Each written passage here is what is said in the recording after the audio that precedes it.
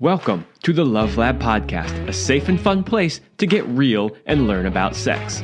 Whether you're a man or woman, single or couple, this is the show for you.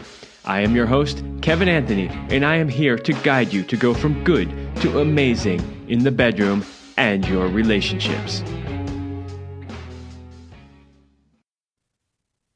Welcome back to the Love Lab Podcast. This is episode 315, and it is titled, Can You Enlarge Your Penis? Award-winning Urologist Speaks Out. So if you've been a long-time listener of this show, you know that we've done a couple of episodes revolving around this topic of, can you actually enlarge your penis? Every guy wants to know the answer to this. There is a ton of stuff. If you type this into any search engine, you will get so many results for this. It's overwhelming. And what's also overwhelming is the majority of them, in my personal opinion, are just complete and total BS. I have had so many conversations. I have had listeners email me these long, emails with this whole protocol of all these things that they're doing. The funniest one was, this protocol was so insane. I'm like, who has time to do this protocol every day? And then in the midst of arguing with me about the fact that it actually works, he admitted that if he stops doing the protocol, he actually loses the gains. And I'm just like, you just admitted that what I was telling you is true. So it is something that obviously a lot of men want to know about, and something that I think there's just too much misunderstanding on this subject. So today I have a guest on. It's a repeat guest. I had him on the show. That was actually a couple of years ago now. We were discussing, I even have his book right here, The 21st Century Man, which is a great book, by the way. I read the entire thing from cover to cover. I really liked it and appreciated it, which is, for a book of this type, it's kind of rare, because a lot of times I'll be like, yeah, okay, I agree with that part, but not that part. But I actually thought that was a really quality book. I appreciated it. Oh, so, thanks. You're welcome. We're already having a conversation. I haven't even introduced you to the show yet. But like I was just telling the listeners, Dr. Judson Brandeis is a repeat guest in the show. I'm really happy to have him back. I will introduce him in just a moment. Let me do a quick read for my sponsor, and then we'll get going. Power and Mastery 3.0. Power and Mastery 3.0 is the latest version of the popular men's sexual mastery course. If you're struggling with erectile dysfunction, premature ejaculation, or simply want to increase your skills in the bedroom, then Power and Mastery is for you. Join the exclusive club of men who have taken their sexual performance into their own hands and become sexual masters. Mastering your sexuality is a key component to becoming the man she has always dreamt of and craves. Don't leave your sexual performance up to chance or the throw of the dice. Become a sexual master today by going to powerandmastery.com and joining the exclusive club of men who have taken their destiny into their own hands. That's powerandmastery.com. When I redid the 3.0 version of that program, I went in and added links to products that I thought could really help support men on this journey towards sexual mastery, because it was something that Selena and I, when we created it originally, we didn't have affiliate type stuff at that time. So when I redid it on the 3.0 version, I went in and added that, and some of Dr. Brandeis' products are in there as things that can support men on this journey. So check that out at powerandmastery.com. All right, I've already mentioned Dr. Brandeis a few times here. He is an award-winning urologist and sexual medicine expert, clinical researcher, physician, educator, and a caring clinician and surgeon. A graduate of Brown University and Vanderbilt University School of Medicine with urologic surgery residency at UCLA and a postdoc fellowship at Harvard. Today, he specializes in the emerging field of sexual health and medicine. Welcome back to the show. Oh, thank you so much. It's great to be back. All right, so the last time that I had you on, we were really talking about the title of that episode was something along the line of the modern disaster of men's sexual health, and we covered a big range of topics in that one. This one's going to be definitely much more narrow. We're going to talk specifically about enlarging your penis, the good, the bad, the ugly, as I like to say. So before we start talking about protocols, I gotta ask you, because obviously men are coming to you because they want to enlarge their penis. So, what are the reasons that most men state for wanting to enlarge their penis?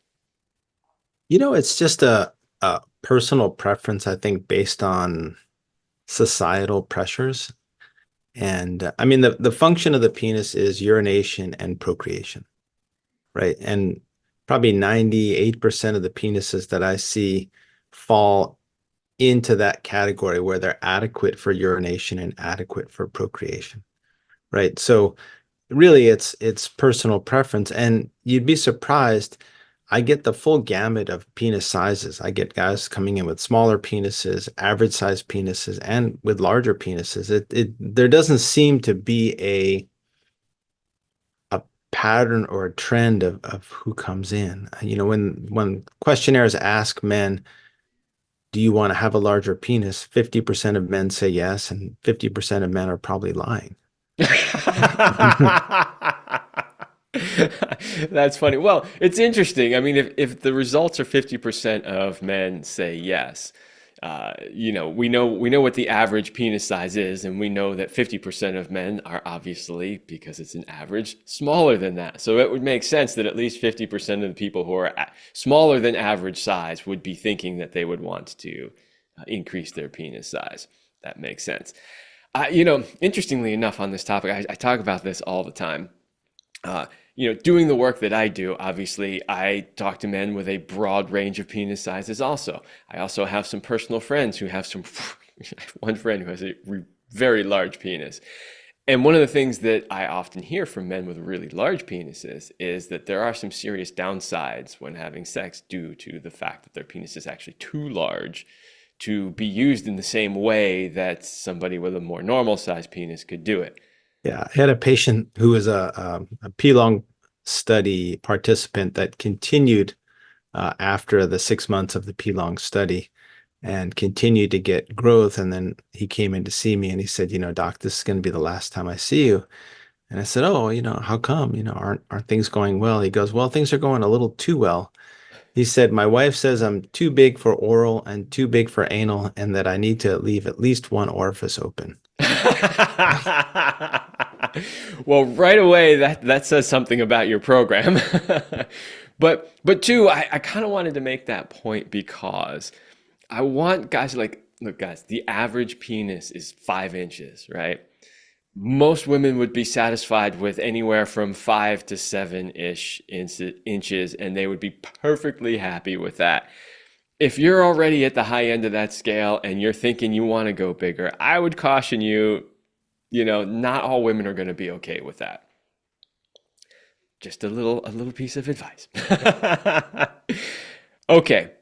So it sounds like there isn't a real pattern as to who comes into you and what their potential reasons are. Um, I'm wondering, my second question is, in what situations would you recommend an enlargement protocol? Like, is it perfectly fine for anybody, or are there certain situations where you're like a yes and certain situations where you're like a no? Yeah, that's a great question. I've been actually very, very pleasantly surprised by the quality is the wrong word, but the people that come in to see me for penile enhancement, they're not kind of weird, creepy people. They're actually like normal, nice people. I get a lot of engineers, a lot of scientists, a lot of really educated folks. And it's been a very positive experience helping these folks achieve their goals, and it builds self-confidence for them. The nice thing about the P-long is that it not only does it increase length, it also increases girth, and it also improves function. And so men are getting the benefit of all three of those things, and so they feel better about themselves, they feel more confident, and so in general, I think things go better for them. Well, obviously that's always the goal, right? Right. Not just the size, but the size is really a means to an end, which is that, they have better sex, they feel more confident, right? That sort of thing. So, Well, and I think I'm not a woman, but um, I think that women or partners are in general looking more for self-confidence rather than penile size. And so if you go through the trouble of getting some fillers squirted into the penis or a fat transfer or, a silicone implant for size, and then you present yourself, I think in some respects it might be a downer because the person says, well, how come you're not confident enough in what you have? And the nice thing about the P-Long protocol is it gives you a perfectly normal and symmetrical penis that's just a little bit larger. And so the partner is not saying, why did you put that foreign body in your penis to make it bigger? It just is bigger. Yeah, that's interesting, right? Because I think if you kind of take the shortcut of that, right, with the fillers or whatever, it may not confer the same benefit of that self-confidence, right? Right. So that actually leads me into my next question, which is I really want to talk about the more common protocols that are out there and the benefits, if there are any, and potential downsides. So what would you say, let's just say that the top three things out there that men could potentially do to increase their penis size? And let's just take them one at a time and kind of talk about each protocol. Yeah, I mean the first one that was out there is a suspensory ligament ligation. So the penis is hung from the underside of the pubic bone by a ligament called the suspensory ligament. And if you cut that ligament, then the penis will hang lower, right? So if you're in the locker room and you're in the flaccid state, your penis looks longer. The problem is that suspensory ligament serves a really important purpose, which is to suspend the penis during an erection. So when these guys get erections, their penis points towards their toes. The other thing is it doesn't give you any increase in erect penile length. And then the unfortunate thing is when that suspensory ligament scars back in after you cut it, now all of a sudden you're not able to push the internal part of your penis out. So in the end, you get a smaller penis that points down towards your toes. Oh, And so wow. that's a real disaster. I mean, anyone that's considering ligation of a suspensory ligament as an opportunity to increase the size of the penis, please don't. It's a huge mistake. That's interesting. So, I mean, obviously, I'm aware of that. That's been around for a really long time.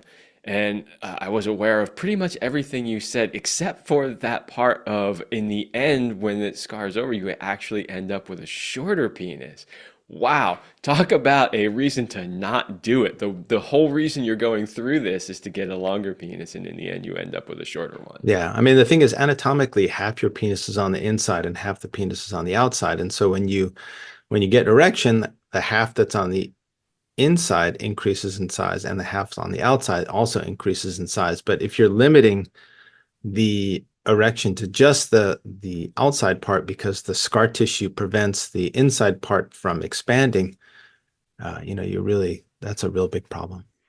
That is a big problem. And I don't know that, I mean, granted, I haven't studied penis enlargement techniques all that much, but I wasn't even aware of that particular part. So I'm guessing that a lot of men are probably not told that that's a potential result of that procedure. No, I mean I've never done it before, but I've undone it, meaning I've dealt with the complications of those procedures, but I've never actually surgically I've never done it before. Mhm, Another probably the most common technique now is injection of fillers.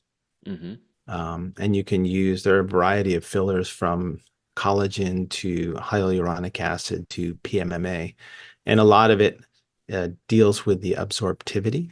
So collagen absorbs within 6 months, hyaluronic acid absorbs within a year or two, and PMMA lasts a bit longer. But the longer it lasts, the more hard the actual material feels, the more difficult it is to inject. But in general, the hyaluronic acid is the most common, and it'll last for about a year or two. But the problem is, one, it's expensive. So the initial injection is about 10,000 bucks, and then Ooh. in order to maintain that, you need about $2,500 worth of injections every year. If not, then the water content of the hyaluronic acid goes away. And then eventually the hyaluronic acid itself begins to get reabsorbed. And you end up with a lumpy, bumpy penis. Oh, that is not good. So, Yeah. so in this case, you've got an extremely high cost, right? You've got a high cost of maintenance. You've got the fact that in the end, it doesn't last long term. And when it starts to go away, you end up with a lumpy, bumpy penis. This sounds terrible. Yeah. Well, and the other thing is it doesn't do anything for a length. It's Mm. just to improve girth. And so you end up with a big shaft and a small head. So it kind of looks like a pig in a blanket. And a pig in a blanket's great at cocktail parties, but it's not good in bed. Right. Absolutely. It's interesting. I mean, obviously, I've had you on the show before, so I know, and I've read your book, so I have a lot of faith in, you and your level of knowledge when having you on the show. But I have been pitched multiple times from doctors who want to come on the show and talk about these penile filler procedures. And I have not had any of them on because I don't agree with the procedure itself. Yeah, it's unfortunate because a lot of men are very insecure about their penis and penis size. And so it's super easy for people that are slick salespeople or marketing people to prey on folks that have that insecurity. I mean, you can say you buy $1,000 penile enhancement pump, whatever, and it doesn't work for you. Are you going to go down to Amazon where or the UPS store where the guy that owns the UPS store and say, "Listen, this penile extender didn't work. Can you package it up and send it back to Amazon?" No, you're That just is gonna you're just correct. gonna you're just gonna eat the cost and box it up and throw it in the trash and feel sad. Um, So we, Speaking of feeling sad, the most recent entry into the penile enhancement space is the pneuma, or they also call it the implant, which is like a silicone taco shell that is surgically inserted basically over the erectile bodies and under the skin. And this will give men an increase in girth of about 5 centimeters and an increase in flaccid penile length. It doesn't increase rigid penile length, just flaccid penile length. And under the best of circumstances, it actually works reasonably well, although we don't really know what the long-term effects of this are going to be, because as you get older and your skin gets thinner, there's the possibility that the implant, which is a stiff silicone, can actually extrude or push through the skin.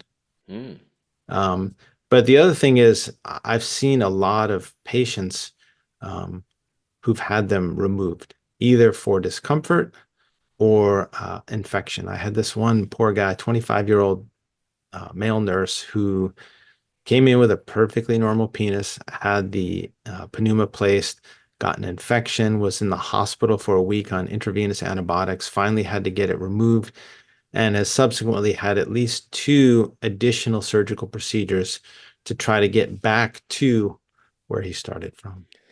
wow, yeah. And I think anytime you start going around and cutting into things like your penis, I mean, isn't there always a potential not only for infection, but things like scar tissue and that sort of thing? Absolutely. Absolutely. And that's the beauty of the P-Long protocol is there's really no negative side effects of Yeah. the treatment. That it's your own platelets and it's injection through a 30 single injection through a 30 gauge needle. So it's really incredibly safe. Yeah, we're going to talk about that protocol for sure in a little bit. One of the reasons I want to talk about these is because I wanted, of course, to warn men, not to do things that are going to potentially hurt themselves, right? And two, once we understand what the other alternatives are, I think understanding what your protocol does will make a lot more sense, right? Yeah. I mean, that's the point I was trying to make in the beginning was if your penis is adequate for urination and procreation, then you should do no harm. Yeah. It's good enough. Do no harm. Um, if you're going to do something, make sure that the likelihood of problems is really, really small. Yeah, and that's something else that I find that is interesting because with several of these protocols that you've talked about so far, these other procedures, they're only really enhancing flaccid length, which, okay, I mean, if you're walking around naked a lot and you want to show real good, okay, but it's not helping you in the bedroom at all. Yeah. So if a guy wants to enhance flaccid length, the best thing to do is inject Botox into the penis. Really? Yeah. So Botox relaxes smooth muscle, and the Hmm. penis is basically vascular tissue and vascular smooth muscle. So there was a paper out of Egypt about 5 years ago. I have an ebook on my website if you're interested that kind of talks about this whole technique and technology. But if you inject 100 units of Botox or the equivalent, we use Xeomin, but because it's less allergenic. But anyway, 100 units of botulism neurotoxin into the penis, what it does is it relaxes the vascular smooth muscle, artificially opens up the blood vessels, and allows the penis to fill even in the flaccid state. So I have a lot of gay patients who, this is important to, and they love coming in every 6 months to get their penile Botox because now instead of being a grower, they're a shower. Interesting. I always thought, being a grower was more important than being a shower, but that's just me. Well, this way you can be both. Okay, are there any other common methods that we should address or talk about? A lot of people used to use fat transfers. So they would do kind of a liposuction, take the fat, spin it down, isolate the fat cells, and then re-inject them under the skin and above the erectile bodies. The problem is it gives you this kind of squishy feeling to the penis, which, I don't think a lot of folks are looking for. No, they're not. And one of the things that women say that they appreciate about a penis that's working well is its firmness, its stiffness, Yeah. which So, obviously you would not have if you had a squishy, sort of fatty penis. yeah. The other thing is, folks have used jelqing or or suction traction devices for a long time. Hmm. And, there was a study about 20 years ago from a penile stretching device, I think called the Phallosan or the Androperoni, I'm not sure which one, that showed that you could increase the length of the penis almost an inch with that device. The problem is you had to wear it about 8 hours a day for about 6 to 9 months. Ooh, that doesn't sound And, fun. I mean, most folks, you know, like if you're a mailman, it's probably not the right thing to wear around. Right, If you yeah, work at home, maybe you can do that. But, for most folks with most normal jobs don't really have the time to right. do that.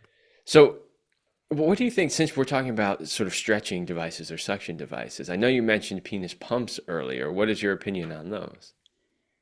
I think there's a lot of good reasons to use them. I put, all my patients who are over about 65, 70 years old that aren't getting nighttime erections, that want to get erections or want to get their length back, I put them all on penis pumps.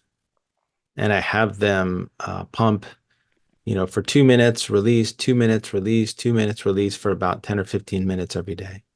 Hmm. Because at night, when you're young, you should be getting 30 to 60 minutes of erections every night. And if you're not getting 30 to 60 minutes of erections every night, then there's a problem. Hmm.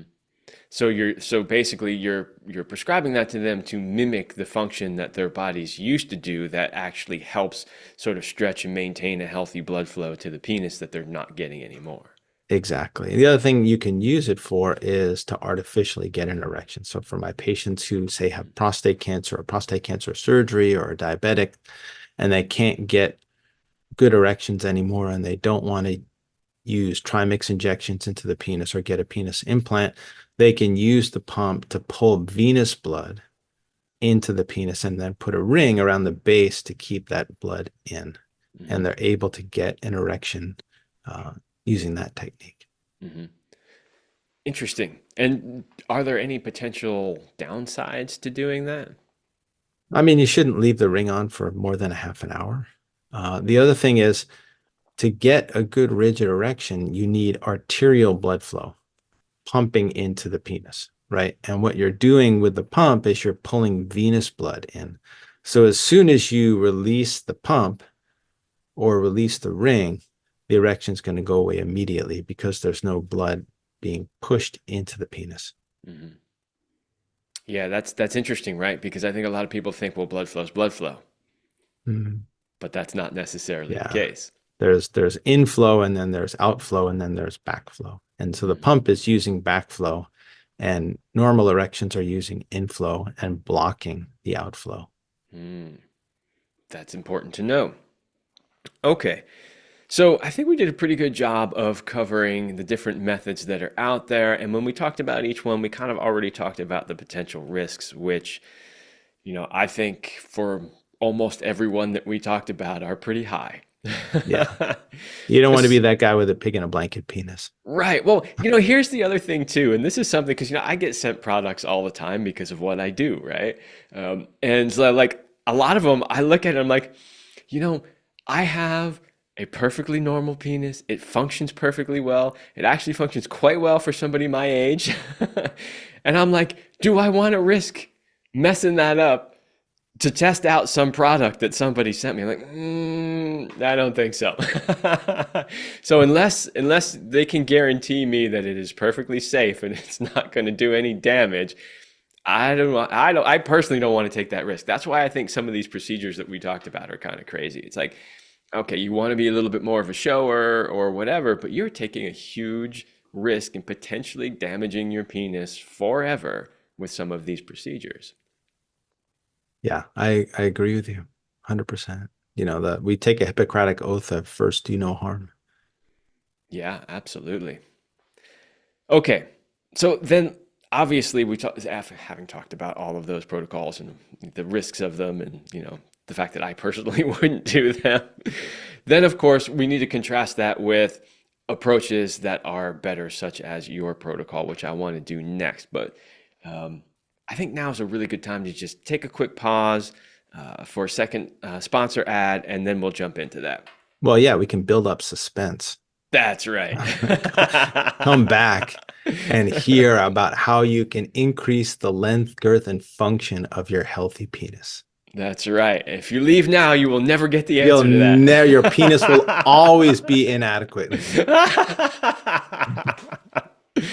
All right. Oh my God. You know what's funny is when I read this ad, you'll laugh. This was not intended to have anything to do with penis length, but the ad is, "Men, are you tired of falling short in the bedroom in your relationship?" By that, what I really meant was just not being able to show up as a great lover. But in this case, maybe it's literally short. Do you want your woman to respect you and crave your cock? Do you want to be the man she secretly brags about to all her friends? What if you could become this man? What if you could not only master your masculine sexuality, but also be the dream man who shows up for his woman in all the ways she desires? What if you could become so irresistible that she becomes addicted to you?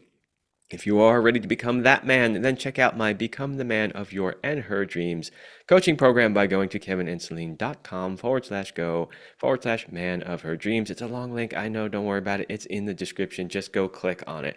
This is my coaching program. This is where we work on not just how can you show up as a master in the bedroom? That is absolutely a huge part of it, but it's also really how to show up as a great man, show up in the ways that your woman wants you to show up, the man that she's always been dreaming about, who could step in, sweep her off her feet, and treat her like the queen that she is. So kevinandceline.com/go/man of her dreams. Link is in the description. Okay. So we talked about all of the approaches that are out there, at least the most common ones. We talked about how they work, the potential downsides and risks of those. Now we want to talk about your protocol and how that is different. So you mentioned it a little bit so far, but take whatever time you need to really describe this protocol, how it works, the benefits of it. If there are any potential risks, talk about those too. Yeah. So, the impetus for doing this, because I really don't care how long guys' penises are, but the impetus for doing this was all these patients that were coming in that had problems from other treatment protocols. And so, as a regenerative urologist and sexual medicine expert, I kind of said, well, is there a way we can actually increase the length, girth, and function of a healthy guy's penis without any risks? And, since I've done research at American Red Cross, I've done research at Harvard, I've done research at UCLA, so I have a pretty good background in research. I said, let's try. And so I created this protocol using a traction device developed by a friend of mine at the Mayo Clinic called the RestoreX device, which has really, really good, strong data on guys with Peyronie's disease, which is a curvature of the penis. So in those studies, using a combination of XIAFLEX and the RestoreX device, they increased the length of the penis 1.7 centimeters, which is, about 2/3 of an inch, 3/4 of an inch. So that was my choice for lengthening. Now, the thing is, you don't want to just lengthen the penis because then you'll have a pencil penis, right? So you want to increase girth as well. And so there's a hand pump by Dr. Joel Kaplan that has a pressure gauge. So, because we need, as a research project, you need to kind of be a little bit more precise as to your instructions to the research subjects. And so we use the Dr. Joel Kaplan hand penis pump. And then we wanted to accelerate the growth of that tissue, right? And so we used PRP. So PRP is platelet-rich plasma. So the platelets in your body have two functions. One function everybody knows, right? Platelets cause clots.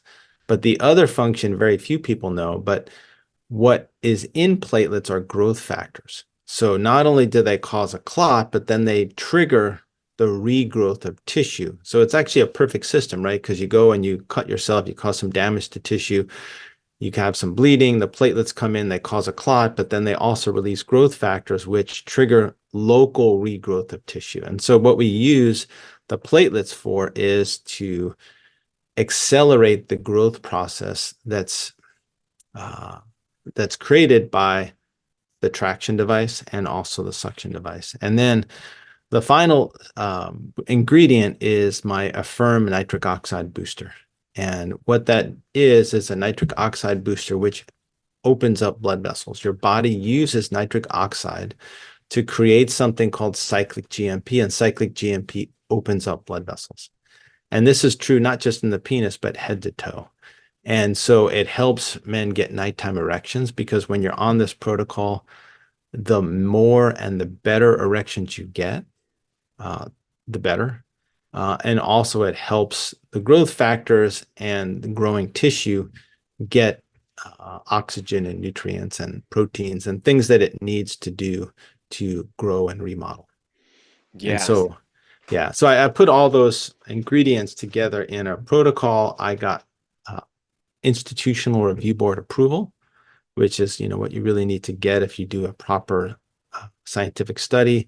I had it listed at clinicaltrials.gov, which is the NIH website, and we created a study.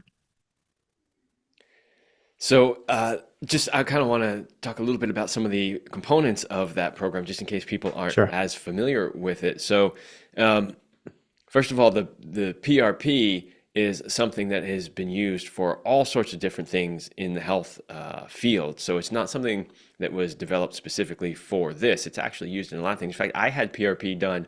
I had broken a tooth and had to have an extraction done, and I needed a bone graft. And they did PRP and stuffed that up there in the bone graft in order to help that grow and heal faster. And it's amazing how much faster a deep cavitation surgery like that will heal once you've had the PRP done. So the science behind that has been around and documented for quite some time. Absolutely. And then it's funny you mentioned the Dr. Kaplan pump. So in your book here, you have a chapter written by Susan Bratton, who I've had on the show a couple of times, and I had her on the show again recently, a few weeks ago, and she was like, "What? You don't have one of these pumps? I'm sending you one right away." So she actually just sent me one of those the other day, and it's one of the few things I have actually tried that people send me, Because, like I said, most of the time I'm not willing to test on Mhm. my own penis. But yeah, that actually worked perfectly fine. So anyway, to talk about the protocol, I like the fact that basically what you're doing is you are uh, using a traction device to stretch, right? You are also using the pump to increase blood flow, along with the nitric oxide supplement to increase blood flow, and then the PRP. Um, obviously, if you're stretching, right, you might be potentially. It's kind of like when we weight train, right? We weight train and we get micro tears in the muscles, and then we rebuild them, and then we get bigger Exactly. muscles, right? So you're using the PRP to help that part of the process. Absolutely. You're right on the money. And the nice thing is I designed it for like a normal guy, not someone who can put a stretching device on for 8 to 10 hours a day. But the stretching protocol is 20 minutes of the Restorex in the morning and the evening, and then 12 minutes of the penis pump in the morning and the evening. So really like 35 minutes of traction and suction in the morning, 35 minutes in the evening. And that, that's doable for most folks, who are motivated to want a bigger penis. Yeah, and how long would they have to do that protocol for?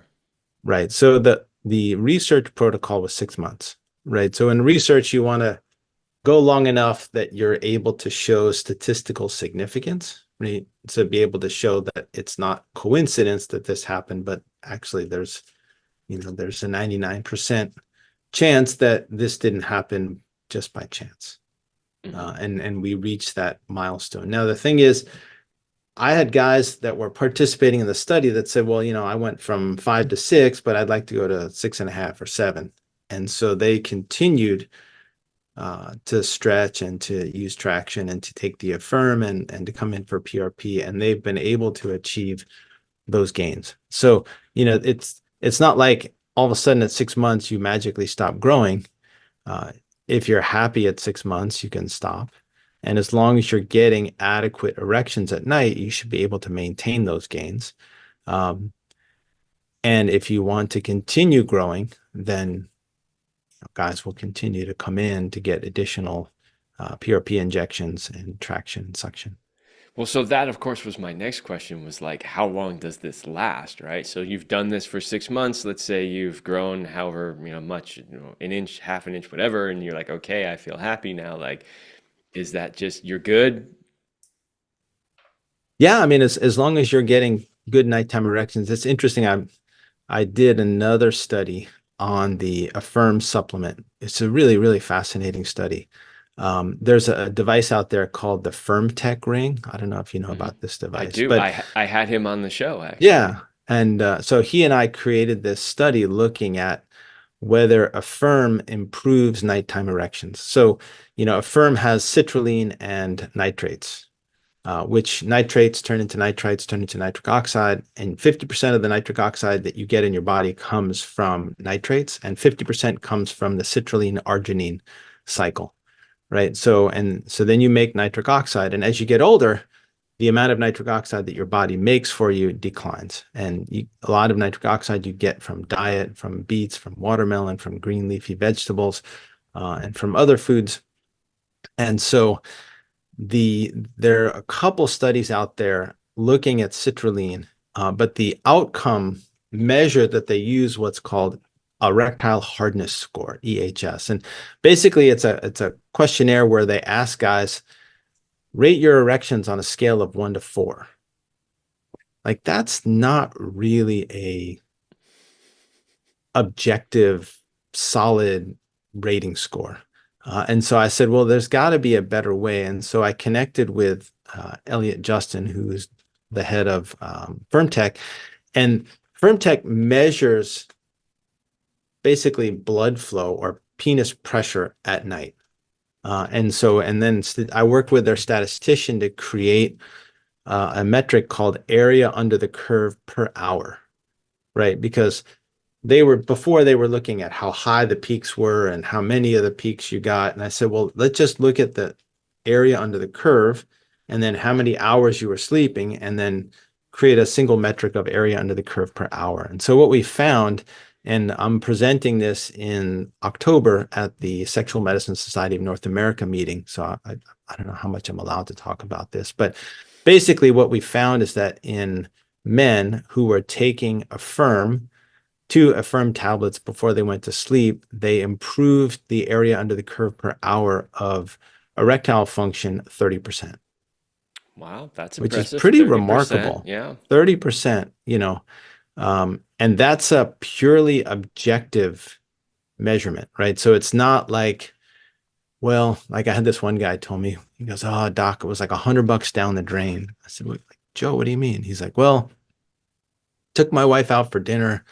I got a really nice bottle of wine. I loaded up on Viagra.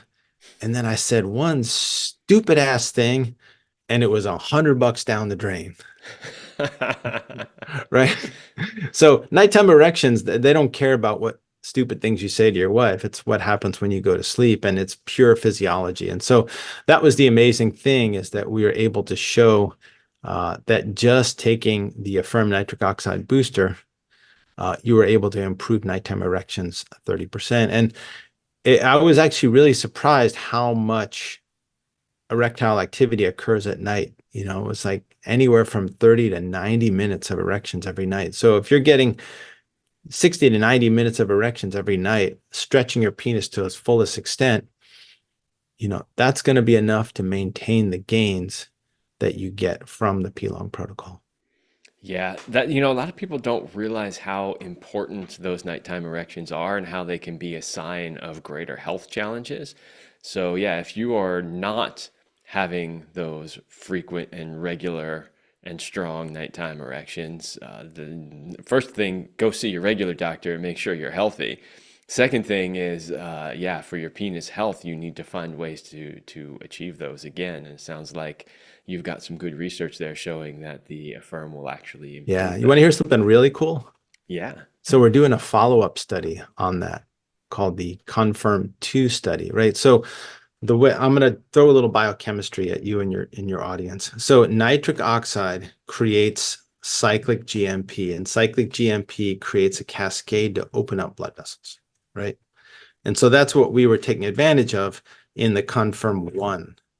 Okay, but then there's this class of medication called the PDE5 inhibitors, like Viagra, like Cialis, like Levitra. And what they do is they block an enzyme called PDE5. And PDE5 is only found in the penis, which is why it's so effective for creating erections. But what it does is it breaks down cyclic GMP. So theoretically, if you're making more cGMP by boosting nitric oxide, and you're preventing the breakdown of cGMP by blocking the PDE5 enzyme, then you're driving up the amount of cGMP and you're opening up blood vessels more. So theoretically, there should be a synergistic effect between those two. Now, there's only one paper that's ever been written that also used what's called the EHS, the erectile hardness score, and the SHIM score, which is a 5-question questionnaire about erectile function. But these are very subjective measures. And the FirmTech is a objective. So I actually did this study on myself first, and now we're enrolling patients in the study. But what I did is I took 40 milligrams of Viagra before I went to sleep for 2 nights, measured my erections, and then took 40 milligrams of Viagra and 2 Affirm tablets for 2 nights.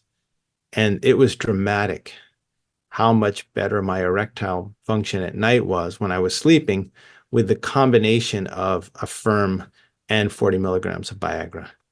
And so now we're enrolling patients in that study. And I think that this is a really, really important study because men get side effects from PDE5 inhibitors. They get reflux, they get congested nose, they get headaches, they get facial flushing, they get reflux, sometimes they get muscular pains.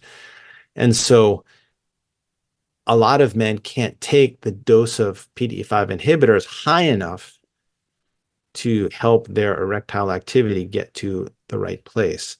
And so if you can take something like a nitric oxide booster that's synergistic with a PDE5 inhibitor, then you don't have to take a dose of those medications that's that high. And so you Mm. save yourself the side effects, but you continue the efficacy because there are really no negative side effects of a nitric oxide booster. Yeah, that is actually really interesting.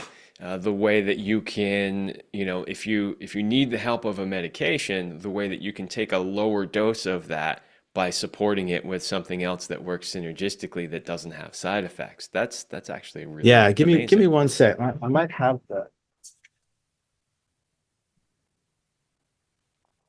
here. Actually, I have the curves. If you can,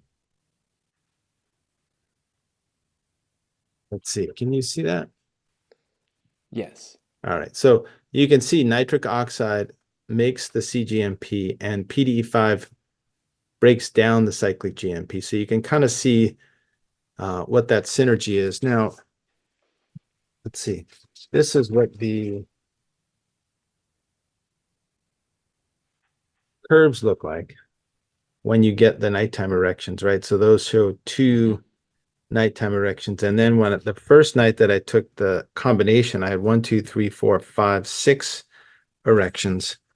And then uh, the second night I did it, I had one, two, three really good erections. So you can see, I mean, it's pretty dramatic the difference between the two when you take the combination. I want to say that, the sign of someone who really believes in what he's doing is the person who experiments on himself. Yeah. I mean, because this is one of the things they say, right? Like, when you're talking about being a leader or something, like never ask your people to do things you wouldn't do yourself. Well, here you are, There you go. testing it on yourself. I mean, the thing is, like, I don't want to go down a rabbit hole if it's not going to work. Hmm. I have better things to do with my time. So, if I test something on myself and it works. And the other thing is, you become much more of a passionate advocate if you actually know in your heart and soul that it actually works. I mean, that was the nice thing about P-Long is that I did the injections on all 30 patients in the study, and each one of them had 6 injections. So I did 180 injections. So I got to talk to all these people 180 times. And if they were having side effects or if they were having negative effects or they were unhappy, I would have heard about it. And my reputation and the things that I do with my time are to the point where I don't need to do things, just for money or just for fame or whatever. Like I need to do things that work. My reputation is the most important thing that I have, and to do things that to misrepresent things, that's just not in my cards. Yeah, well, like I said at the beginning of the show, when I read your book, I was pretty impressed with, how you presented the material in there, and I thought it was fair and balanced. And I think that your approach today so far has been fair and balanced too. So I really appreciate that, and that's why I like having you on the show. I don't want somebody to come over here and just, spew a bunch of BS and mislead my audience either. So, all right. So, anything else that you want to share about your protocol? That maybe listeners might need to know? I mean, I think we did a pretty good job, but Yeah. I mean, I think the nice thing is that there's a network of about 50 or 60 providers around the country that can provide P-Long. So if you go to p-long.com and then put in your zip code, it'll refer you to a local P-Long provider. So you don't have to fly out to Northern California, although Northern California is really nice, but you don't have to fly out here 6 times to get PRP injections by me. awesome. Well, that's great.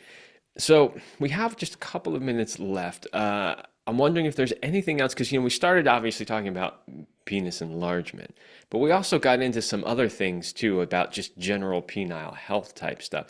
Any last things that you want to share with the audience? Well, I in 10 seconds I can improve men's health for about 95% of men. All right, let's do it. Yeah, so don't drink alcohol, don't smoke, don't do drugs, don't eat too much, exercise every day, meditate, stretch, get good sleep, and be nice to other people. There you go. There you go. That literally is the prescription. It's I mean, funny that you say that because that's basically my life right there, right? Like that's how I live my life, what you just described. I'm 50 years old and I've heard many times how amazed people are at the way my sexual function works for somebody my age, right? And it's just like, yeah, because you do all those things. it's simple to say. It's not quite as easy to do. We all have stress in our lives, and we all try to take shortcuts and all that kind of stuff. But the tried and true stuff is the tried and true stuff. And it's amazing. I had this patient fly in from Florida one time to see me, and he was asking me about all these peptides and all these advanced stuff that costs a lot of money. And I just looked at him and I said, dude, you need to exercise and lose 50 pounds. Like Hmm. before you consider all these peptides and all this other expensive fancy stuff, there's just some basic stuff that you need to do. And But that's the problem is sometimes it's hard to do those kind of things. Um, but for the most part, we all know what to do. well, the sign of a good doctor is he starts there, right? So Yeah. if your doctor starts there and tells you this is what you need to be doing first, you know you found a good one. So I think that's fantastic advice, and I appreciate you sharing it with the audience. Yeah. And yeah, that's basically what's in the 21st century man is that plus the details. Lots of Lots and lots of that. details, Yeah. lots of I details. tell, I use this thing called Blinkist, which because I can't stand reading a 300-page book. And I'm like, you know what? You could summarize that in about 4 minutes. So Blink is like a 15-minute summary of a 300-page book. Mhm. And my audio book was, I think, 35 hours. And if you made a Blink of my book, I think it would be about 35 hours. That's right. No shortcuts on that one. Yeah, I mean, it's a big book. You can see it's thick. There's a lot of stuff in there. I just being the nerd that I am, literally read it from cover to cover. But for a lot of guys, you could just like, here's the topic or the chapter I want to know about, and you can just kind of bounce back and forth. Yeah, that's what I suggest is that people just pick and choose. And the other thing is you can tell me or the audience, but the information density in each chapter is insane. There's no fluff in the book because that's just the way I write. There's no Mhm. fluff.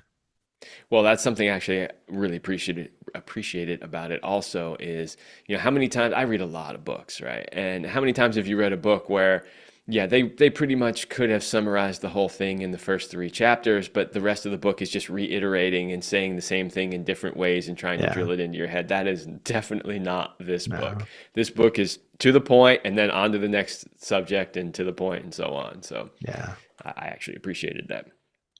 awesome. All right. Well, I think we did a really good job in this episode of explaining to men what options are out there, the potential challenges, and I think we've also offered them something better than what they see pretty much everywhere else. So I hope a lot of men listen to this. I hope it prevents them from going down the wrong path and then offers them solutions if they feel that they need them that will not do any more harm. So I think that's great.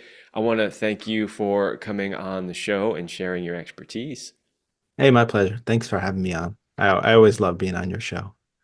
Well, I always like having you on. So if there's something else in the future that you want to share that you think my audience hasn't hasn't heard about, you let me know. We'll have you on again. Well, of course, we will have links to your website and to P-Long. So you mentioned the P-Long link. Is there another link you'd like people to Yeah, go to if you're check out? interested in the Affirm supplement, just go to Affirm Science, AFFIRM science.com. And if you want to see me as a patient, just go to brandeismd.com, BRANDEISMD.com. And if you're interested in the 21st Century Man book, go to the 21st Century Man, all written out in letters.com, and you can order a book there. All right. All those links will be in the description. Thank you again. I really Hey, appreciate my you coming on the pleasure. show. Thanks a lot. Bye-bye. All right, everybody, that's all the time I have for this episode, and I will see you next week.